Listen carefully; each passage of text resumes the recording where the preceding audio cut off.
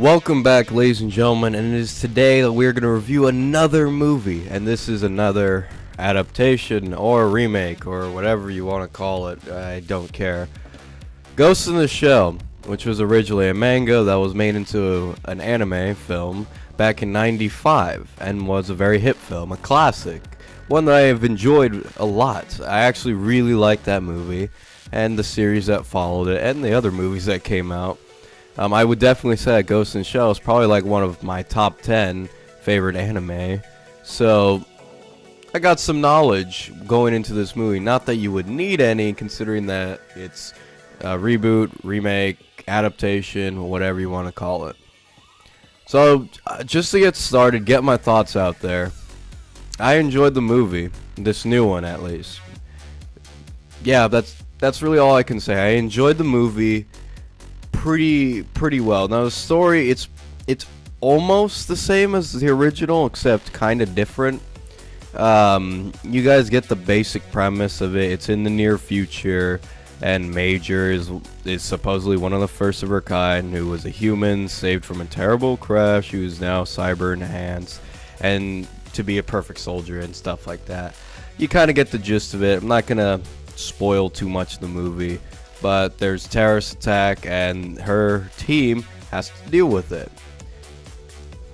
That's the basic plot. I'm not going to say more than that because really just go watch the movie if you want to see what happens. But as an adaptation goes, I really enjoyed this more so than I would say Beauty and the Beast in a way, because Beauty and the Beast, where that was like almost step-by-step remake of the exact same film I saw before, with just a few new touches. This one was actually kind of very different in a few areas. It was like very different. Like there are different story twists. There's a different character. It plays out differently. I would say that this movie more pays homage to the original '95 remake, which I will say, one of my favorite parts in this movie is just how when they're paying homage, or it's like you see a scene that it's almost ripped straight out from the original. It's just like, holy crap, that looks so cool. And I have to say they do it nearly perfect, and I have to give the team some credit on that. The cinematography in this movie is awesome. It's really good. Like I was really enjoying the cinematography. That's like the second movie in a while that I've said that I really enjoyed the cinematography.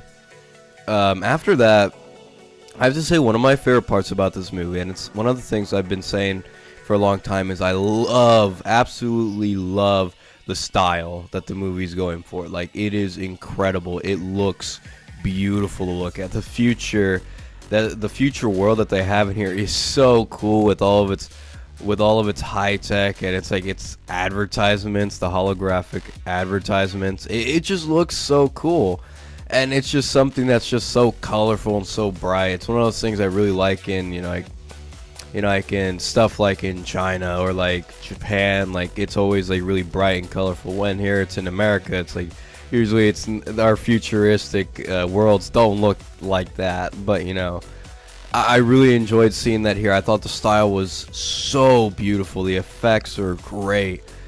My problems with the movie, there's not that many. I would say that the story has a little bit of pacing issues.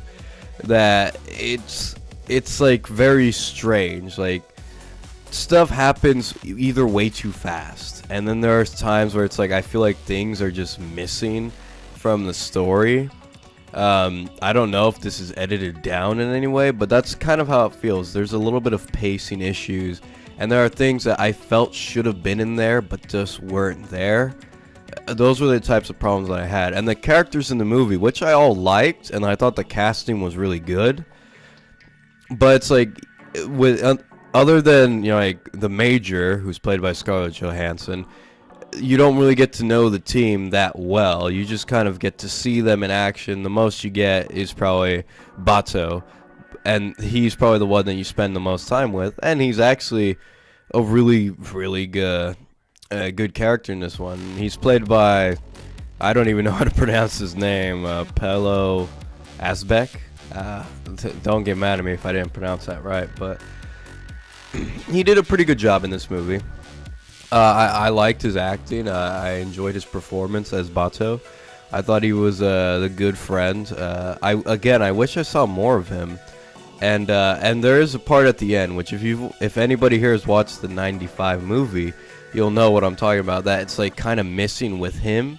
So I really wish that they had put more of him in this movie with the Major, so then we could have, like 2 main roles. But I think he did a good job. But let's get back to the main character, the Major herself, played by Scarlett Johansson.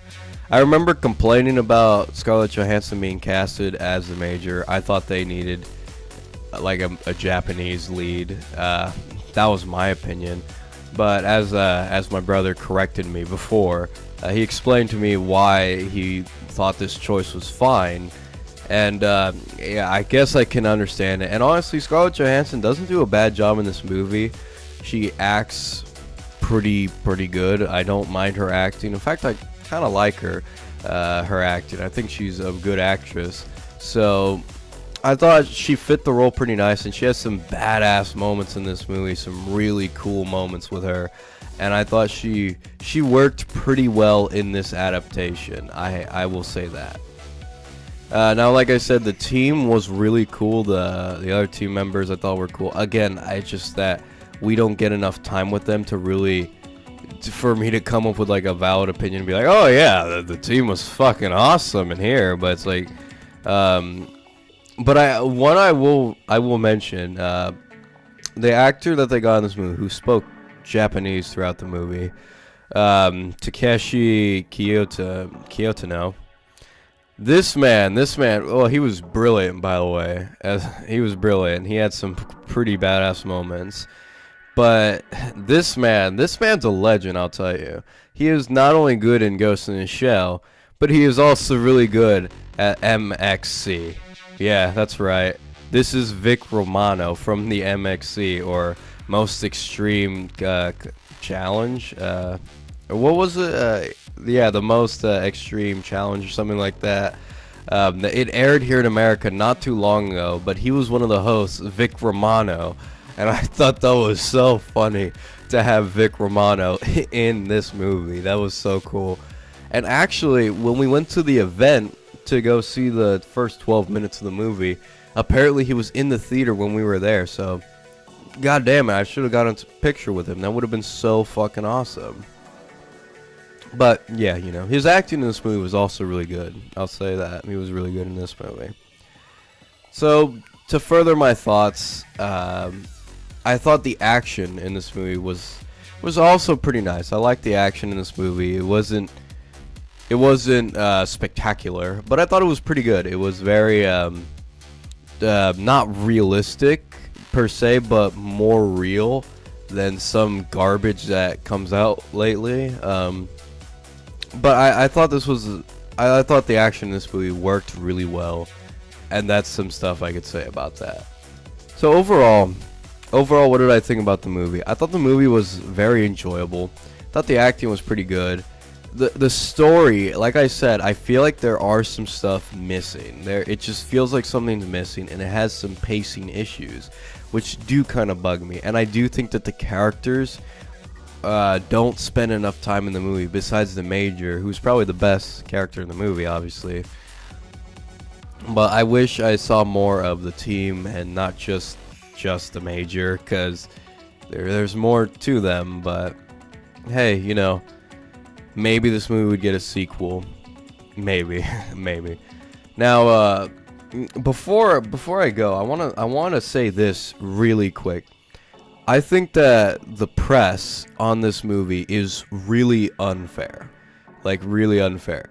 Like, just a couple days ago, this movie was getting praise from good articles, good, trustworthy people, but then it started getting shit on by, like, articles from Kotaku, places like that, or, like, these really just out there are people, or I dare say journalists, saying that this movie's garbage, this movie's terrible, don't go watch it, go watch the original instead. just like really unfair articles. I don't remember their names. All I remember was Kotaku, because it's fucking Kotaku. Nobody likes them. So, but my point is this, that I would say don't trust these people. This movie is not terrible. It's a very enjoyable movie. I won't say it's amazing, but it's very enjoyable. I would say it's a great adaptation of the original manga. Probably not the movie, because it's not an adaptation of the movie, but more of the manga. And I thought that it did a pretty damn good job. And I did enjoy this movie more so than I enjoyed Beauty and the Beast, which I actually did enjoy Beauty and the Beast slightly. So I will say I enjoyed firmly. And I have to say that also Rotten Tomatoes is really, really unfair as well. If you're gonna look at the reviews on Rotten Tomatoes, first off, I suggest not to, because Rotten Tomatoes, just recently I've been sort of questioning, and I've just sort of realized that Rotten Tomatoes is a very just unfair system of just let's take a collaboration of critics and determine whether its movie is bad through our, like, number system, the percentage. And I really don't like that system anymore. Back then I didn't mind it. Now I'm starting to see the flaws in it. So I will say, please do not trust Rotten Tomatoes, and don't trust articles that you see online.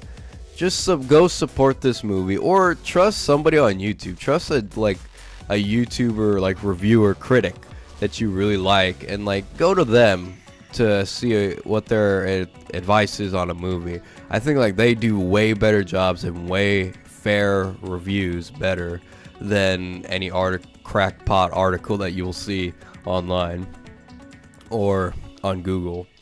Although Variety did say they love this movie, and I did see Variety, and they are trustworthy people. But anyways, enough of that. My final verdict for Ghost in the Shell 2017, starring Scarlett Johansson, is the highest I could possibly give it, an 8 out of 10. Just barely got an 8 out of 10. I was so close to giving this movie a 7 out of 10 because I thought it was a good, enjoyable movie. But I think this movie deserves a little bit more, considering that the style, the art in the movie is just fantastic. The futuristic look is beautiful, and the cinematography is great, and the sound edit and the editing is really good. The sound design is great. I feel like this is a very well done movie with some good storytelling, but some flaws, and again, some good characters and good action. I think that this is a great movie to watch. I don't think you'll be wasting your time. It doesn't quite get the point of Ghost in the Shell. I mean, it kind of does, a little bit, but not fully. But hey, this is the best you can get. And as an adaptation, I think it's a great one. Not the best. Well, I would say it's a good one. It's not the best, but it's pretty damn good. That's what I'll say. I enjoyed this movie. Go out and watch it if you are curious. As always, have a nice day.